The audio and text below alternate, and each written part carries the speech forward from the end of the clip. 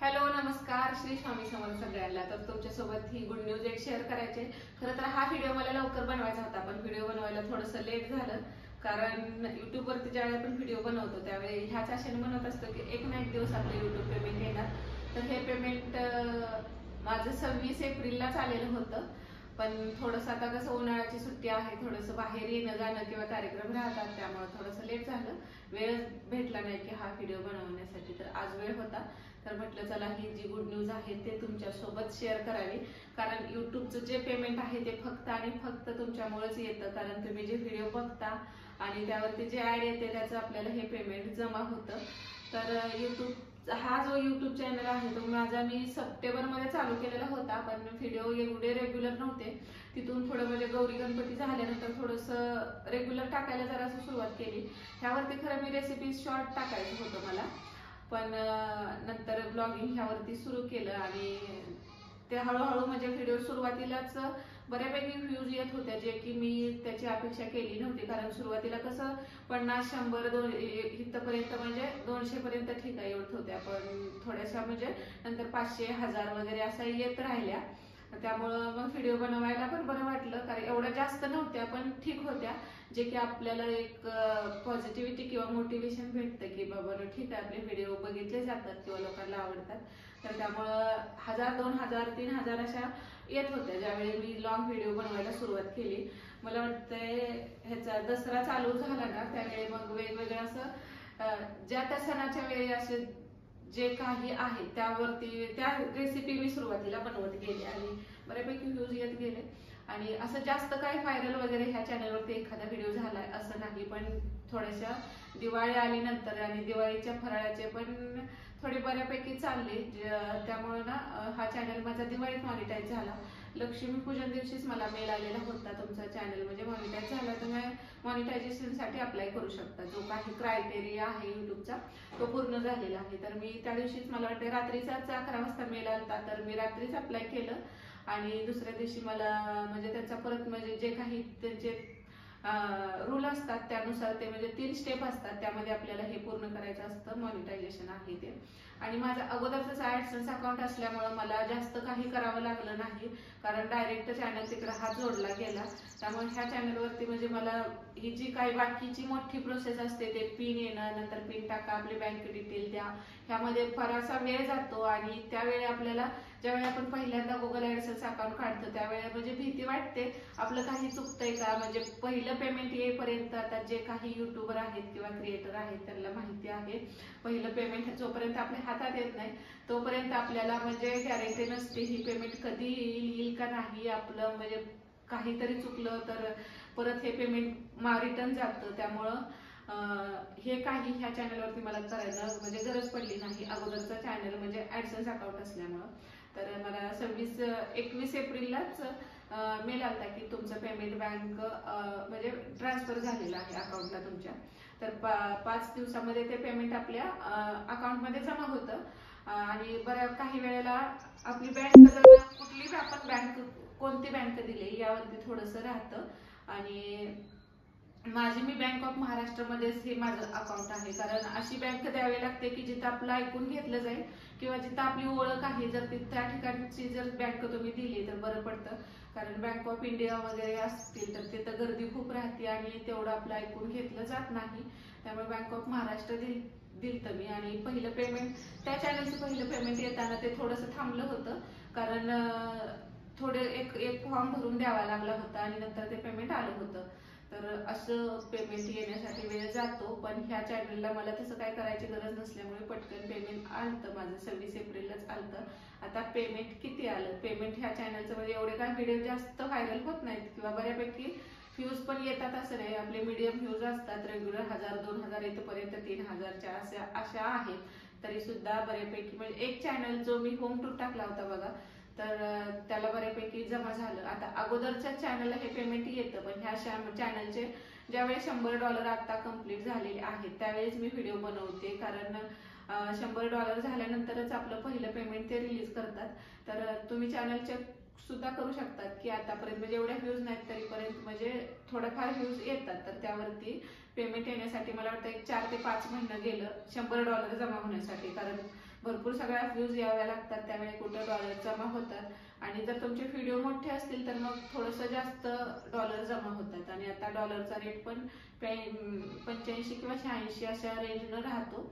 आणि थोडाफार tax cut होतो, आणि म्हणजे 100-200 1 रुपये कट होतात, आणि बाकीचं पेमेंट आपलं आहे असं येतं. आणि आता पेमेंट किती आलंय तर त्याचं पेमेंट माझं म्हणजे बरोबर $100 कम्प्लीट झालेले आहेत. त्यानुसार तुम्ही आता डॉलरचा रेट आहे बघा 85-86च्या मध्येच आहे, तर तेवढं तुम्ही चेक करून बघू शकता. म्हणजे किंवा आता बघा सोन्याचा रेट आपल्या 1 लाखापर्यंत गेलेला होता, 1 लाखाच्या वर पण घेता, पण 1 लाख सोनं असेल तर मी 1 ग्रॅम सोनं घेऊ शकते, एवढं पेमेंट आहे. कारण आपलं जे पेमेंट आहे ते आपण डायरेक्ट ह्याच्यावरती सांगू शकत नाही, असं मी दुसऱ्यांच्या व्हिडिओमध्येच ऐकलेलं आहे. कारण त्यांचे रूल पण इतके काही खूप मोठे त्यांचे रूल्स आहेत, ते एवढं आपण वाचत नाही.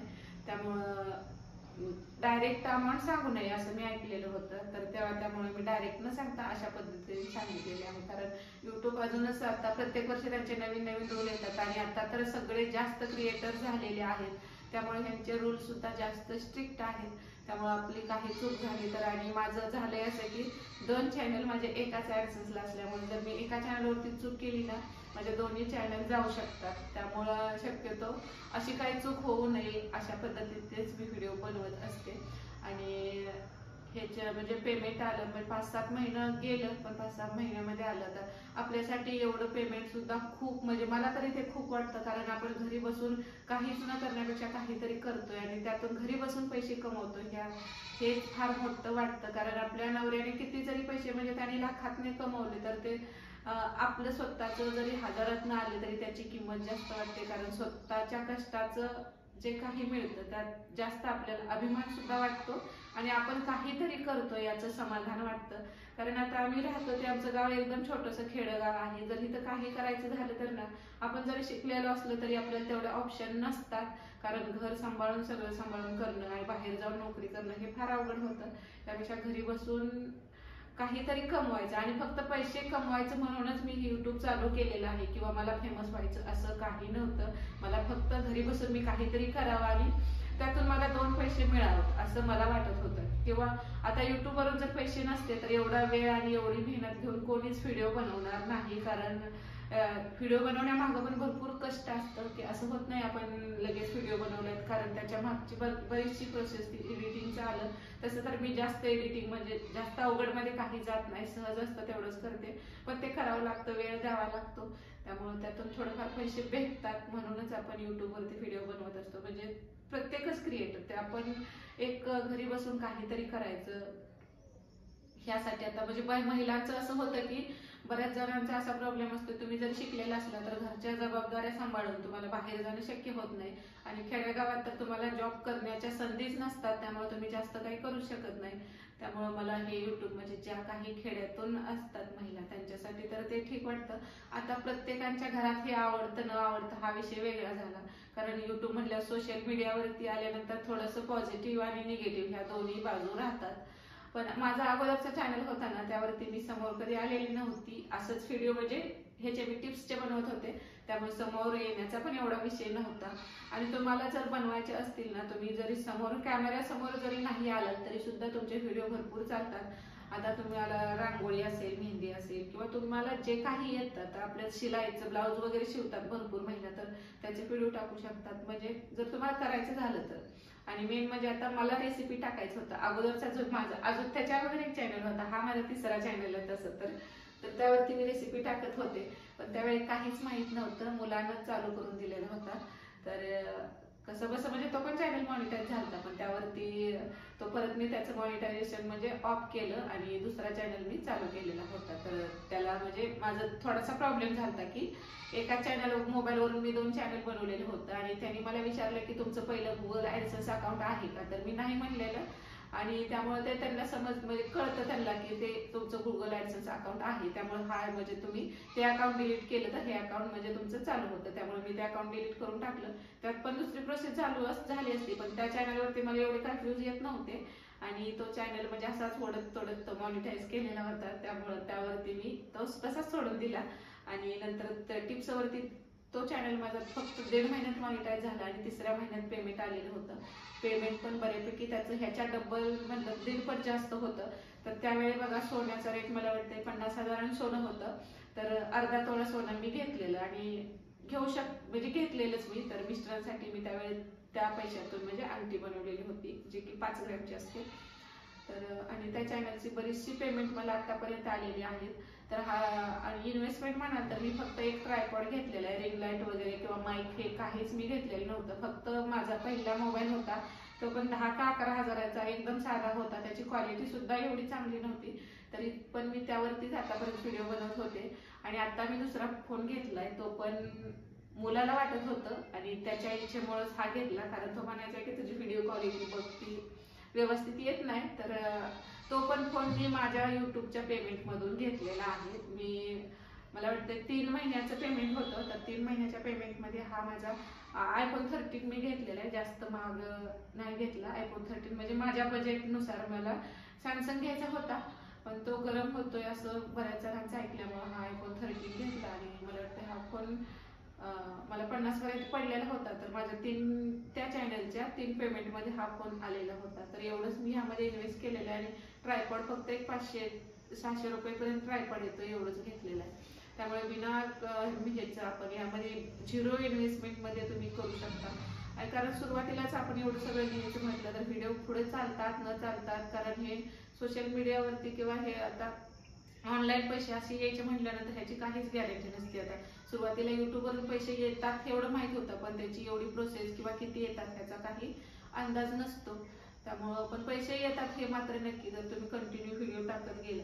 आता रेसिपीचं कसं व्हिडिओ थोडेसे कमी चालतात. जसं की आता तुम्ही ब्लॉगिंगचं वगैरे बघितलं तर थोडं बऱ्यापैकी तुम्ही जेवढं समोर येत चालला तेवढं व्हिडिओ म्हणजे लोक कनेक्ट होतात जरा बऱ्यापैकी असं मला वाटतं आणि ते चालतात. आणि रेसिपीला कशी खूप मेहनत असते, खूप वेळ द्यावा लागतो आणि तेवढं साहित्य गोळा करा त्यात पण बराचसा वेळ जातो. खरंच जे रेसिपीचे चॅनल आहेत त्यांच्यासाठी म्हणजे ज्यांचे चालतात त्यांचे ठीक आहे पण ज्यांना एवढी मेहनत करून पण ते व्हिडिओ चालत नाही त्यावेळी म्हणजे खूप वाईट वाटतं आणि डिमोटिव्ह पण होतं की आपण एवढी मेहनत घेतोय मग व्हिडिओ का टाकायचे. तर शॉर्ट व्हिडिओ आता ना बऱ्यापैकी चालतात. रेसिपीचे पण झाले तर ना सुरुवातीला जर आपले लॉंग व्हिडिओ चालत नसतील ना तर तुम्ही शॉर्ट व्हिडिओ टाकून म्हणजे त्यातून सबस्क्रायबर तुमचे वाढवू शकता.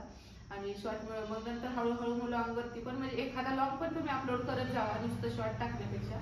आणि मग त्याच्यात कारण जास्त पैसे यायचं झालं तर लॉंग व्हिडिओ मधूनच येतात असं मला तरी वाटतं. आणि हे आलेलं आहे आता असं होतं म्हणजे 26 एप्रिललाच पेमेंट आलेलं होतं. त्यावेळेस मला व्हिडिओ बनवायचा होता पण वेळ नव्हता त्यामुळे हे गेलं. त्या चॅनलवरती हा व्हिडिओ मी बनवलेला नव्हता युट्यूबचं पहिलं पेमेंट आल्यानंतर. कारण त्याच्यावरती मी कधी समोर आलेलीच नव्हती त्यामुळे हा योग आलेला नव्हता. आणि मॉनिटायझेशन म्हटलं तर ह्याच्या आता प्रत्येकाला आता जे क्रिएटर आहेत ना त्यांना वाटतं म्हणजे मॉनिटायझेशन झाल्यानंतर जे काही त्यांची प्रोसेस आहे पिन येणं, गुगल ऍडसेन्स अकाउंट काढणं, जे काही ते आपली डॉक्युमेंट द्यावे लागतात, बँक डिटेल्स द्यावे लागते तर ह्यामध्ये काही प्रॉब्लेम येऊ नये असं सगळं वाटतं. पण युट्यूबवरती बरेचसे व्हिडिओ आहेत बघा टेक्निकलचे ते व्हिडिओ बघून आपण करू शकतो. आणि एवढं काय ते अवघड नसतं. आणि थोडंफार काय आपलं चुकलं तर ते परत आपल्याला रिपीट ऑप्शन देतातच मग त्यात जाऊन ते आपण करेक्ट करू शकतो.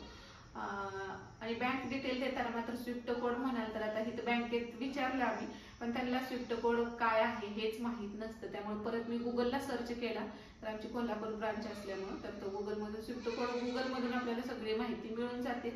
तर ते स्विफ्ट कोड फक्त तो टाकावा लागतो आणि आपली बँक डिटेल आहे ती द्यावी लागते.